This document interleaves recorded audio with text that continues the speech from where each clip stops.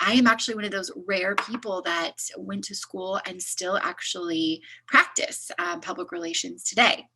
So kind of just a little bit of background to the world of PR. It encompasses everything from media relations to social media to crisis communications, speech writing, any kind of writing. I think definitely one of the biggest things in this field is writing.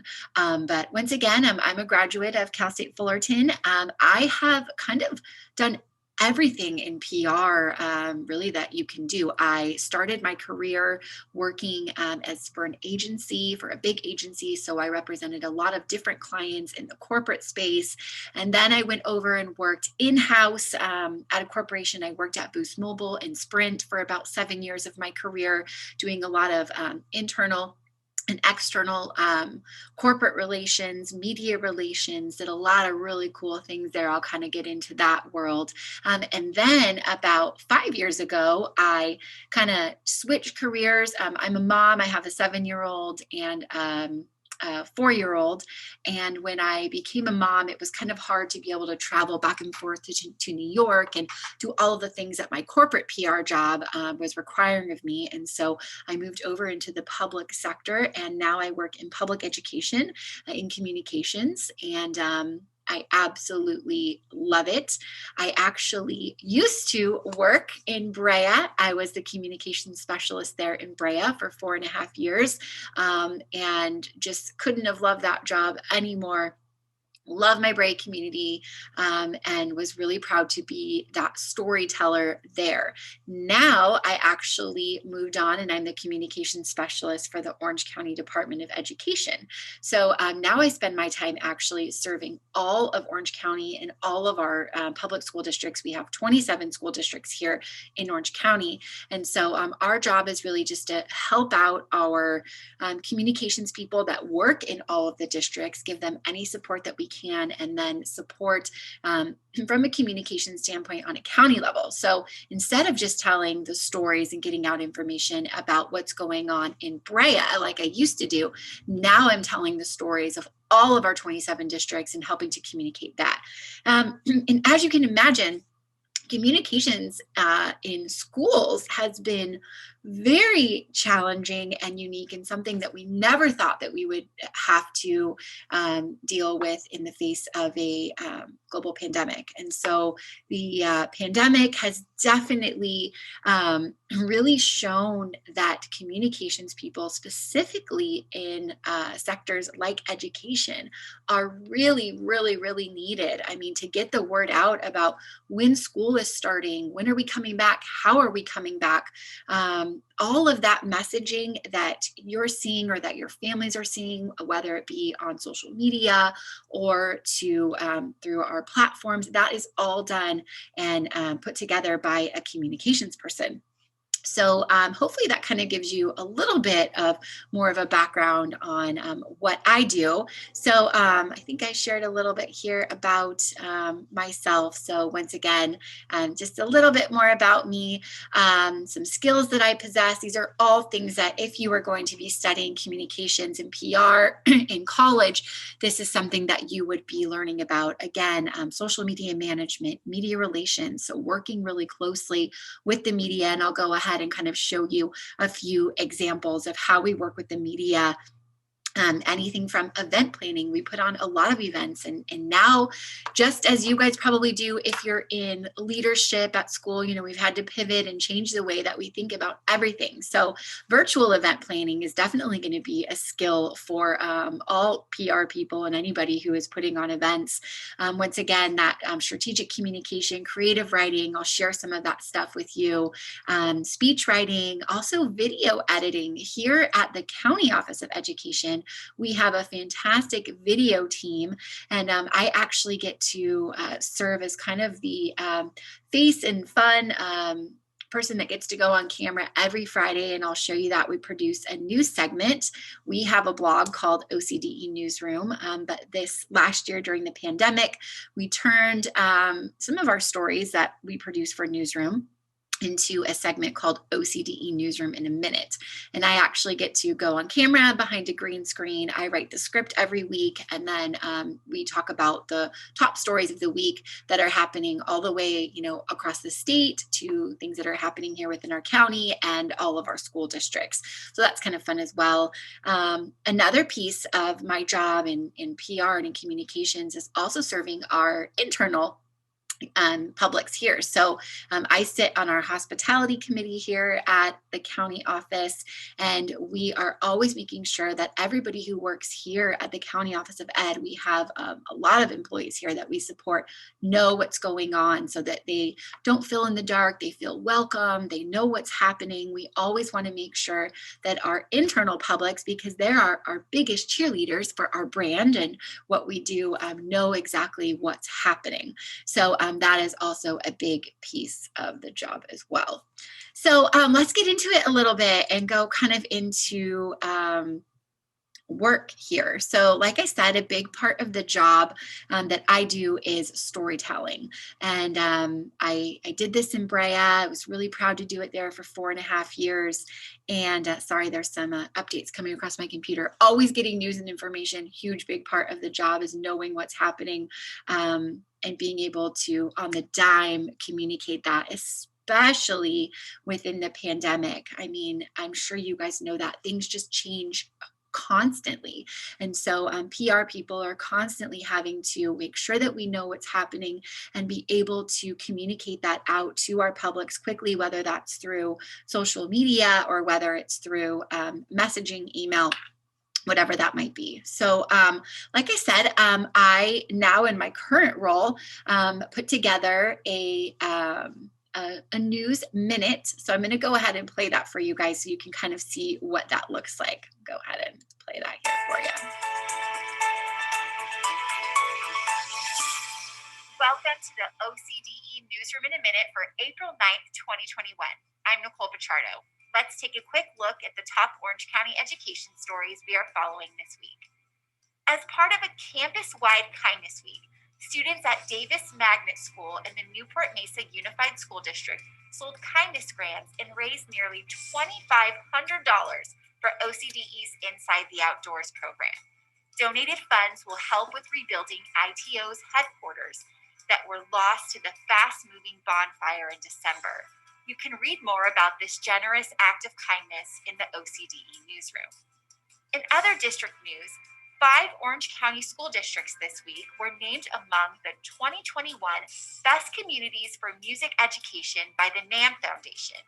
Anaheim Elementary, Anaheim Union High, Capistrano Unified, Garden Grove Unified, and Irvine Unified were among the 19 districts in California and only 4% of districts nationwide to receive this prestigious honor for their commitment to music and education. The U.S. Department of Education will allow California to temporarily separate state assessments from federal testing and accountability requirements, granting some school districts some added relief in year 2 of the pandemic. California's waiver essentially disconnects state tests from federal accountability requirements. Students will still be assessed, but any data collected will be used to align resources to instructional supports and inform local stakeholders. And finally, California plans to open up COVID-19 vaccine eligibility to residents 16 and older on April 15th. But all COVID-19 vaccinations remain strictly voluntary. In fact, immunizations against COVID-19 are not mandated in California or anywhere else in the U.S. The state, the County of Orange, and local school districts are also not requiring students or staff to be vaccinated against COVID-19 as a condition for resuming in-person instruction, and all vaccines for individuals between the ages of 16 and 18 require parental consent. For a deeper dive into any of these stories and for the latest and greatest in Orange County education news, make sure to bookmark newsroom.ocde.us and follow us on social media. Thanks for watching and have a wonderful weekend.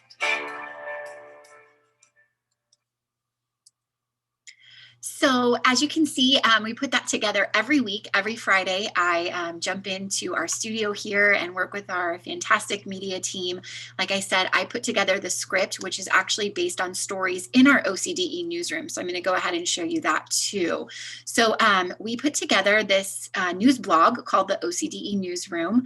And this is just full of stories that talk about things that we do here at the county level, things that are happening within our districts. So as you can see here, I'm the author of a lot of different stories here that happen in the county. We put together resources, anything like this from kindergarten readiness that we write about here.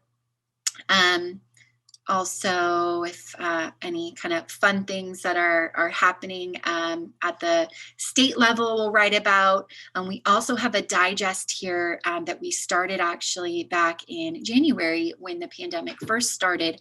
And we update this constantly with news and information. This OCD newsroom has really been a wonderful source of communication and information that we can send out to anybody who's looking for information about what's happening here in the county, and then here more specifically what's happening with COVID. Anytime the governor has a press conference, we'll highlight anything that's happening there. If the California Center for Disease Control or the California Department of Public Health, if they're releasing anything, we're making sure that we're updating that in our COVID digest here so that we've got plenty of news and information to share with our community here in Orange County so that people know exactly what's happening in the world of education across the county. So that is a really fun piece of the job here. Like I said, communications is a lot of writing. It is a lot of storytelling, and it is a lot of fun. We also love to celebrate in communications. We work really closely with our HR department and also all of the districts across Orange County to celebrate the fantastic things that are happening, and also even our teachers. We run our Teacher of the Year program and our classified of the Employee of the Year program. So our classified employees are food service workers, our maintenance workers, any of the fantastic admin staff that are there working. We celebrate them daily and highlight them with fantastic programs. We can't wait to get to start to do some of those things again in person. But I also wanted to share with you guys too, back to the video piece of it. You probably recognize some familiar faces here in this video, but when I was in Brea, I actually put together a very similar video called the BOUSDB in 60 seconds. And so that was another kind of video newsletter that we put together, super simple, would just have recordings on my iPhone, whatever. I would go to school sites, record that, write a little script, and then do a little bit of editing in iMovie. So I'll go ahead and show you this one as well.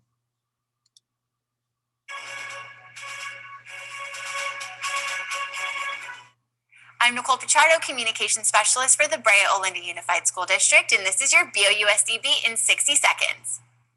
It was a short but busy week here in BOUSD. The Brea Olinda High School cheer team has enjoyed tremendous success this year, but now the Wildcats have soared to their greatest heights ever. The team made history over the weekend by taking home the national championship. Monday afternoon, the team returned to Brea and were given the royal treatment. Upon their return, they were greeted by a crowd of proud friends, family, students, and community members. Congrats again to our national championship BOHS cheer team. We are all about spreading kindness in BOUSD. This week, students and staff from Banny Academy of Science and Technology and Olinda Elementary School celebrated Kindness Week. The week was full of compliments and catching our students being kind. These spirited activities are reminders about what is most important in life, being kind. On Thursday, we hosted our second Be Well with BOUSD event with a fun Valentine's Day themed cake decorating activity. Teachers, classified staff, and district administrators all gathered together on Thursday afternoon at Brea Olinda High School for a lesson in cake decorating from our very own Janet Steinmetz. Next month's activity will be a fun trivia night. Be sure to check your email soon for additional information. Thursday night's Board of Education meeting, the Brea Chamber of Commerce presented a $2,500 check to the Brea Olinda Golf Program. Over the past 5 years, the Chamber has generously donated nearly $14,000 to our BOHS golf program. Funds help fund things like green fees and tournaments. Thanks again to the Brea Chamber of Commerce for continually supporting our schools. Thanks for watching, and don't forget, Monday is President's Day, so enjoy your day off and have a wonderful holiday weekend. Turn that off there. So hopefully you guys enjoyed that and seeing maybe some familiar faces and things there at the high school. This is actually something too, easily if you are into communications and it's something that you're passionate about, video, really something that you could probably start implementing even at the high school right now and building your own portfolio of video and doing a little bit of writing, something that you can always start. You can never start too early doing things like that. So once again, kind of scrolling through some of the things that we do as communications and public relations officers. Again, once I said, working with the media is something that we do on a daily basis, especially here at the county level. We get a lot of phone calls from media asking us about different programs, things that are happening, when schools are returning, how we're going to be implementing things. We support our county superintendent here. So anything that's happening here at the county level and ways that we can get words out, we work really closely and really value those relationships that we have with the media. As public relations professionals, and the difference between, I would say, PR and advertising is in advertising, you would be paying for your placement. So paying for an ad or paying for something to be in the newspaper or on TV or in a movie or whatever you're doing there with ad, that's paid placement. PR people work on relationships. And so we really strive to have relationships with local, national media that we can call up our media and say, hey, we've got this really great story for you, or vice versa. They're calling us and they're saying, hey, we need this from you. So it's really that give and take relationship. And I really, really, for me, it's one of the most important parts of my job. And I think a really, really big, important part of PR in general is that media piece of it. So I'm going to show you guys, let's see, maybe this is still here. Let's see if we can watch this segment. These are some really, really awesome kids from Olinda Elementary that built they invented this device that would help one of their friends who was nonverbal speaking be able to communicate and connect with classmates. And these kids were in 5th grade and they invented this. It actually went on to county level to win a bunch of awards, which is really cool. But as PR people and as a PR person, I learned about this by going into a classroom. It's actually Miss Jill Berner's classroom, if any of you had Miss Berner. And I heard about what her students were doing. And so I quickly pitched a media contact of mine, and this is the story that came out of it. So we'll go ahead and play this for you guys. I want to introduce you to a group of kids whose school project is changing lives, especially for a boy named Justin. He wants nothing more than to be just like every other kid on the soccer field or the playground or even in the classroom. And now he can. Oh, Linda, home of the red, white, and blue. These 5th graders from Olinda Elementary School in Brea might seem typical, but they're not. Look closer. Let's set everything up. You see, they're scientists, computer wizards, and inventors. It's working. And they're also really good friends to a kid who's just like them, but can't talk. My name is Justin. How old are you? I am 13 years old.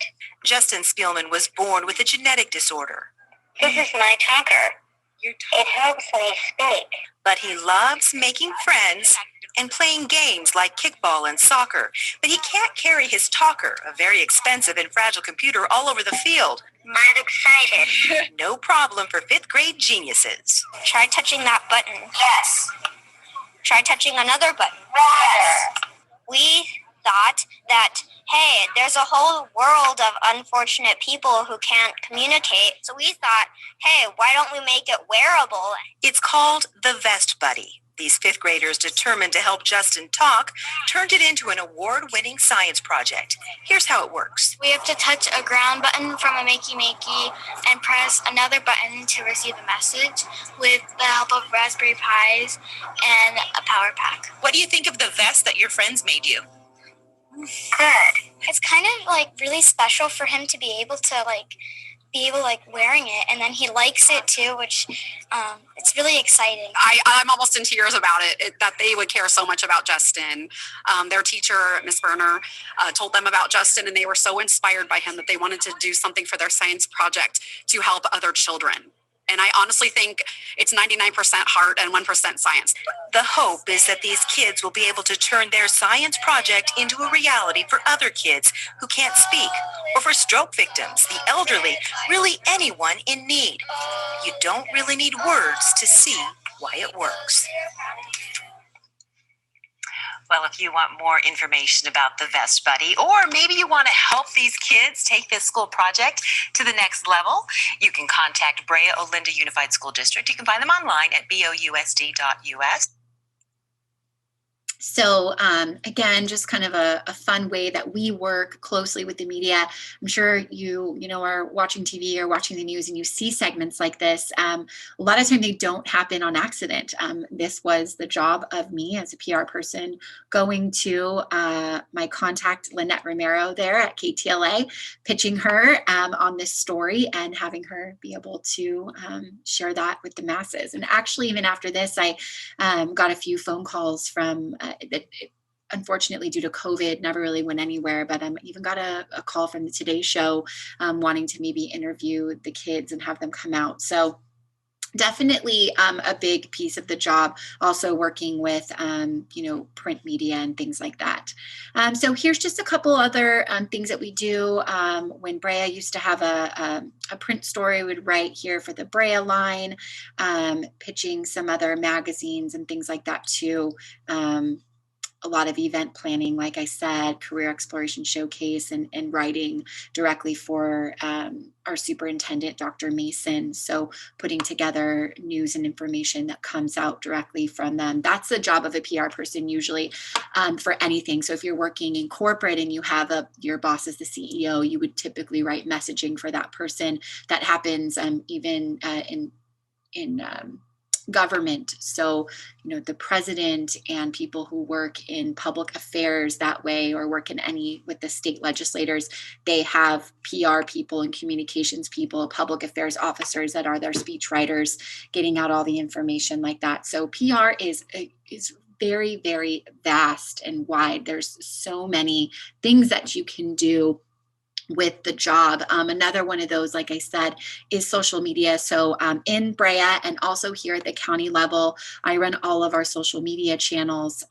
So, we use Hootsuite to kind of track what's happening with all of our districts. We use this here. We've got streams. We track things that are happening on our OC school districts, our public schools, things that are coming out from the Department of Education.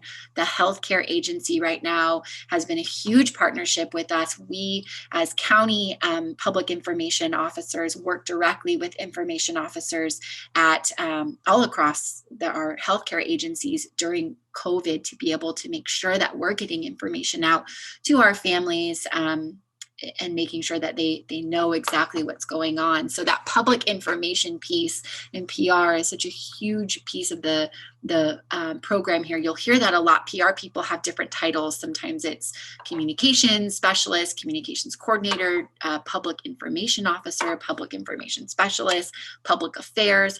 All of those jobs all kind of conform into the world of communications and public relations, if that's something that you are interested in studying. I know that it's hard because we can't go back and forth with questions. So I am going to kind of tell you a little bit more even too just about PR in general and, what you can take, how you can take courses. So again, I told you that I kind of started my career on the agency side, which I think is a really great way to start a PR career. So with that, I worked for a big PR agency. I started my career working for a company where we work directly with a lot of news media. Right out of the gate, out of college, I graduated college in 2003, and I was making about $30,000 a year. So I would say that maybe that could be a little bit higher now, maybe 35, 40 as an entry level PR professional.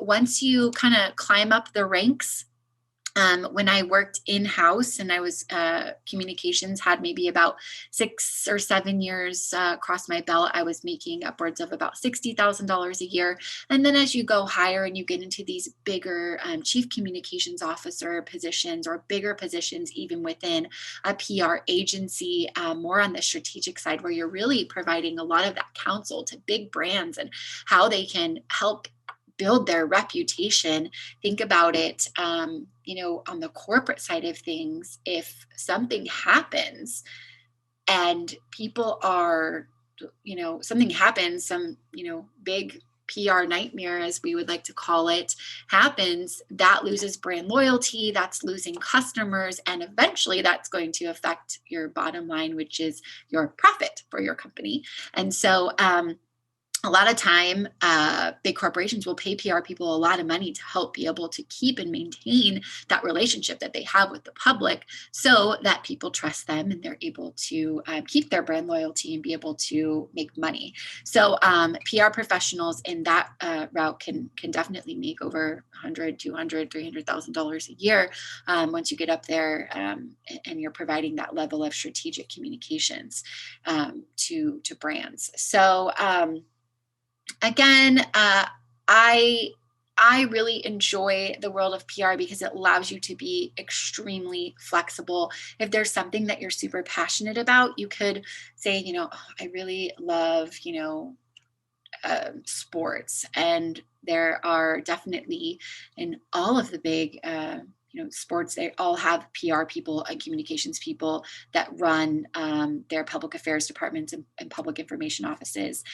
When I worked for an agency, one of our clients was actually Kawasaki. And so part of my job was to take media that we would bring in. We wanted them to test out our products. So we did a lot of consumer PR and marketing. We were launching a new product, say a new motorcycle or a new jet ski, and we would invite media on these big media weekends, and we would take them out and we would tell them all about the product, have press materials that we would give them, and then we would let them test it out. And we would be there as information specialists to help them through their way.